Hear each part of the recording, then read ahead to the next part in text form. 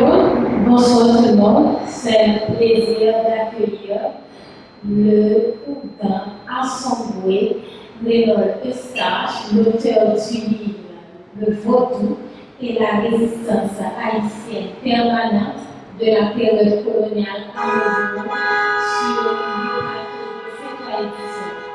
Bonsoir, monsieur Eustache, comment allez-vous? Bonsoir Caroline, ça va, merci. Monsieur Eustache, c'est pour la première fois, c'est ma première fois en fait, je n'ai pas encore eu l'occasion d'interviewer quelqu'un de votre rang. C'est pour moi une fierté, un honneur de vous avoir. Et c'est un honneur partagé, c'est la première fois aussi qu'une personne de votre âge, de votre génération me pose des questions sur le vote. Merci beaucoup. On va faire un petit échange et je pense qu'à travers ce dernier, les gens, les intéressés bien sûr, vont beaucoup apprendre. Monsieur Eustache, Assombré, qu'est-ce que cela signifie? Et Assombré vient de Asson. L'Asson, c'est un outil rituel utilisé dans le rite pétro et que l'on remet aux initiés de ce rite et qui deviennent Oungans opérationnels. Mais dans mon cas, j'ai été initié parce que je fais de la recherche sur le vaudou. Je voulais avoir le maximum de formation pour pouvoir parler d'un sujet intéressant, profond et sérieux. Et je ne voulais pas faire comme beaucoup d'autres auteurs qui parlent du vaudou et qui disent beaucoup de choses sur le vaudou, qui observent ce qu'ils voient et dans les cérémonies vaudou. Moi, je pense que ça ne s'arrête pas là. Je savais que ça ne s'arrêtait pas là parce que j'ai des parents Oungans, mes parents sont vrais, et j'ai des amis Oungans aussi, Mambo. Et j'ai voulu faire mon initiation et c'est pourquoi je suis devenu Oungan Assombré. Le Oungan Assombré, c'est quelqu'un qui a fait son initiation. L'initiation dure plusieurs jours, fermée, comme dans un séminaire, un centre d'initiation régulier. Et au bout de ce temps-là, on remet le Asson que le Oungan reçoit de locaux, de papa locaux. C'est lui qui remet l'Asson. Et à partir de ce moment-là, l'initié devient Oungan. C'est ça le Oungan Assombré. Mais c'est seulement dans le rite Assombré qu'on donne l'Asson au Oungan. Il y a d'autres rites initiatiques dans le vaudou qui ne donnent pas l'Asson, enfin l'Asson. Par exemple,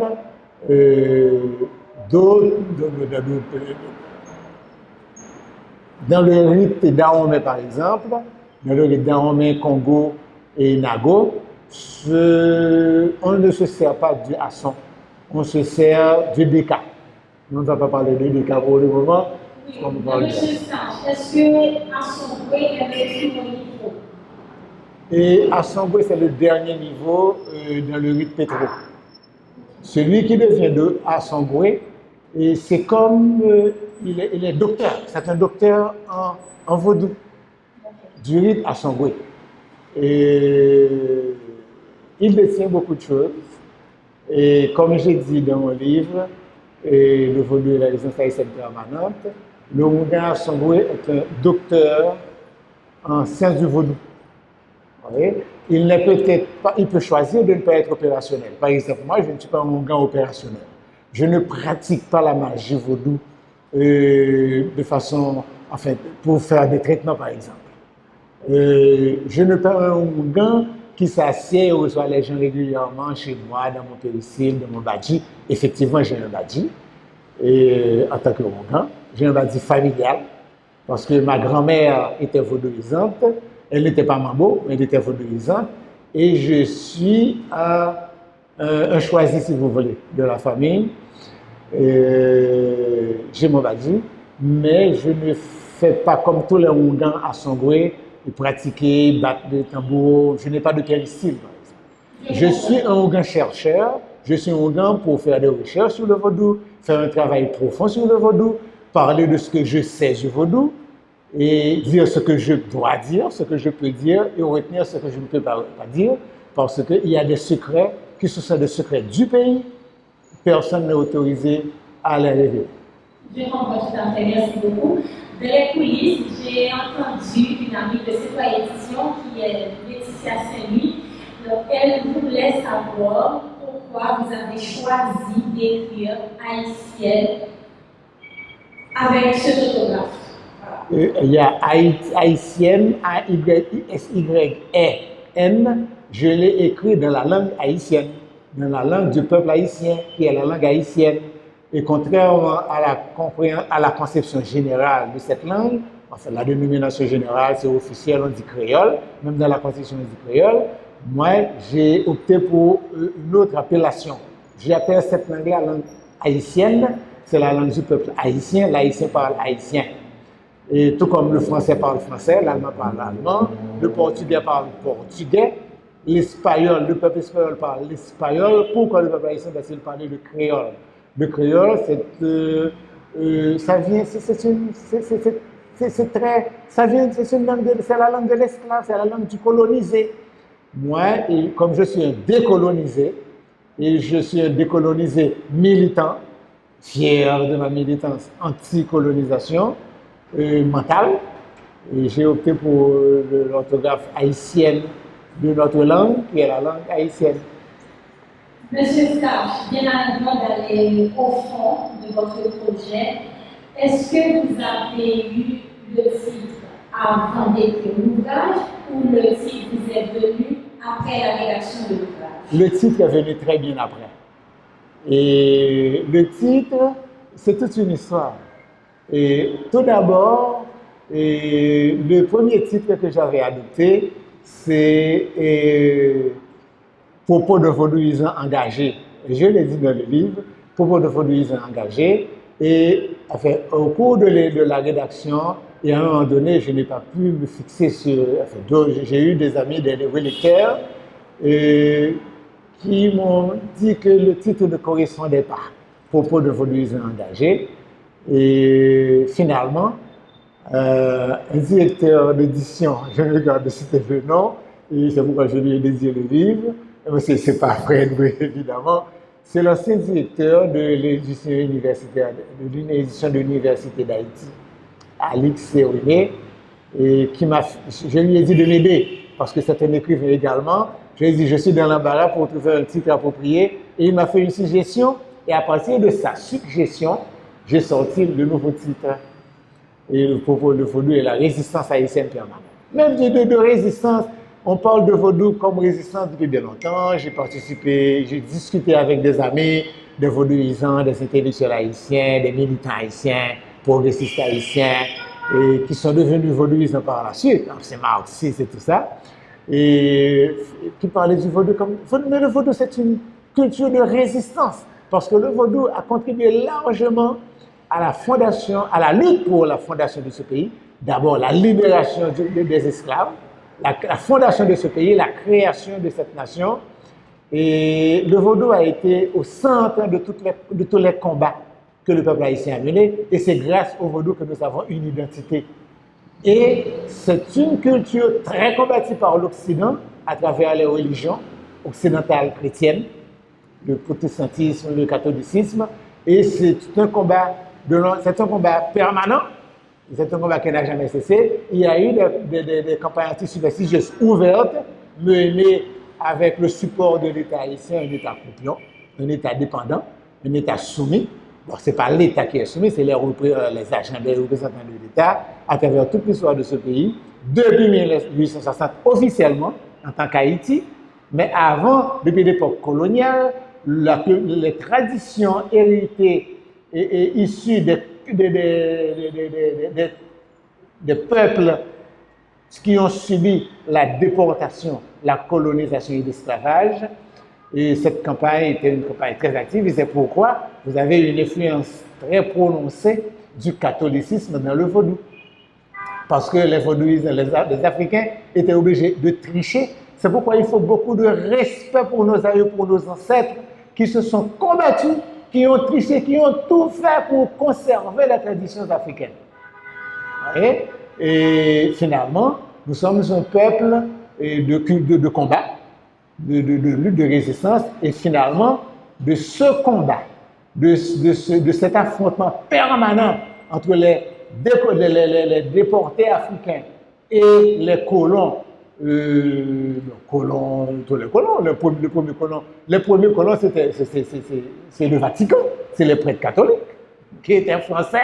Et le Vatican, d'ailleurs, c'est le Vatican qui a autorisé l'Espagne et le Portugal à envahir l'Afrique, et c'est le Vatican qui a autorisé l'esclavage, la déportation et l'esclavage. Le Vatican a une grande dette envers les Haïtiens, et des Africains, contrairement à la docilité des Haïtiens, les Africains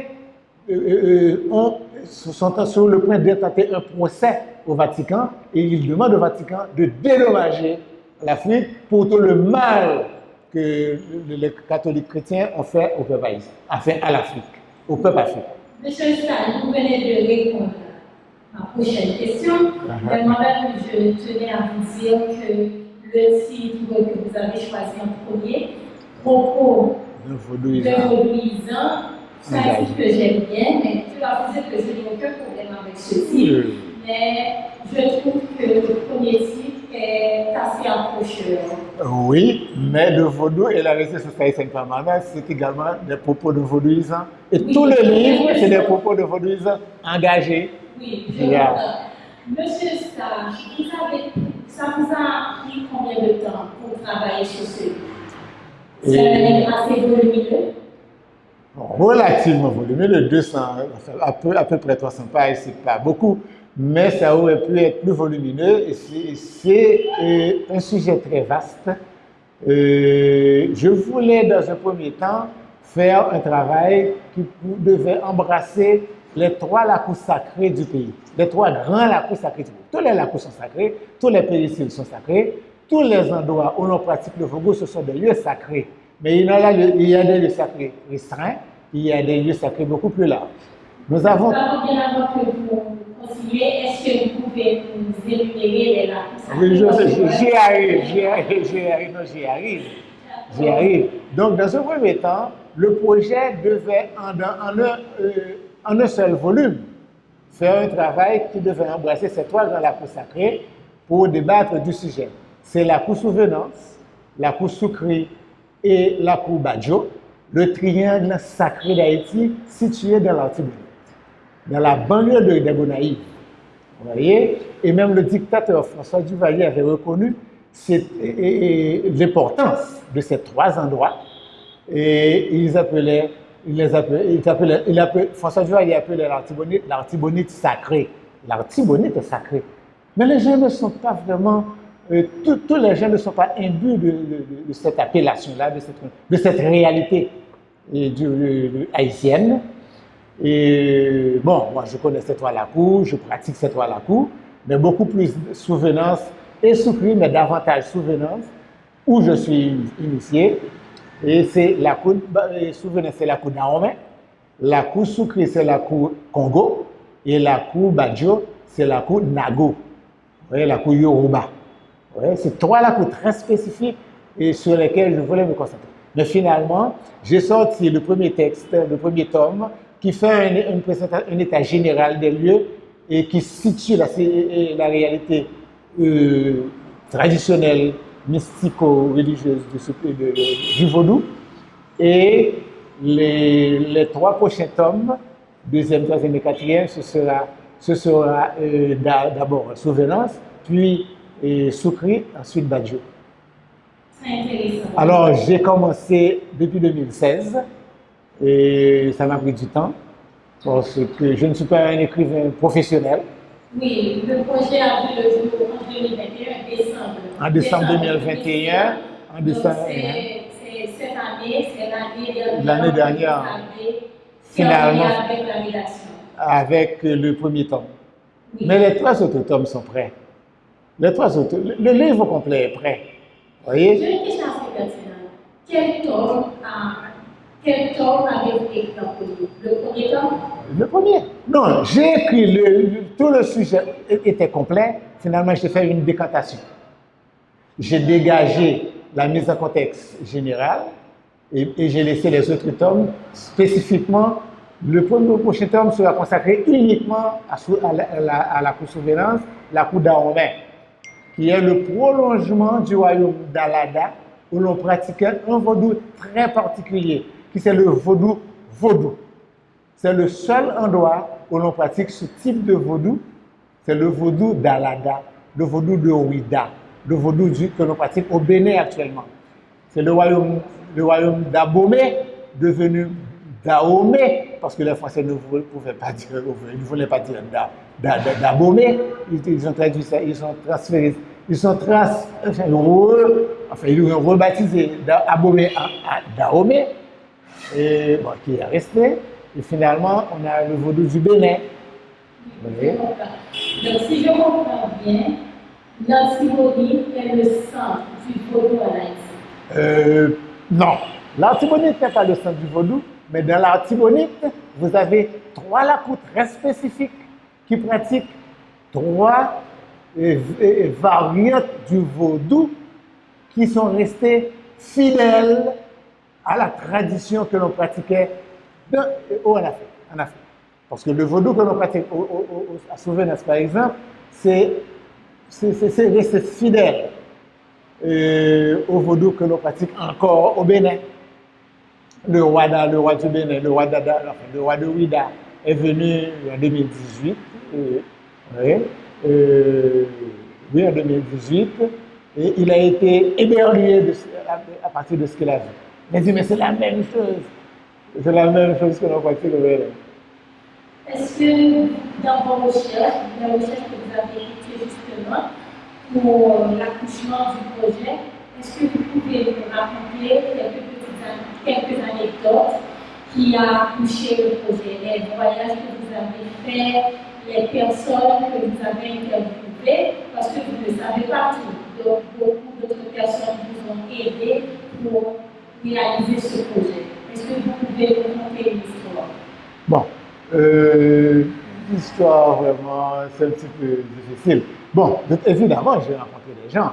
J'ai rencontré le serviteur de la Cour-Surveillance, j'ai rencontré l'empereur de la Cour-Surveillance, et j'ai parlé avec des initiés de la Cour-Soukri, des initiés de la Cour Badjo, mais plus particulièrement, j'ai été en contact permanent avec une amie de longue date, et avec 2 amis de longue date.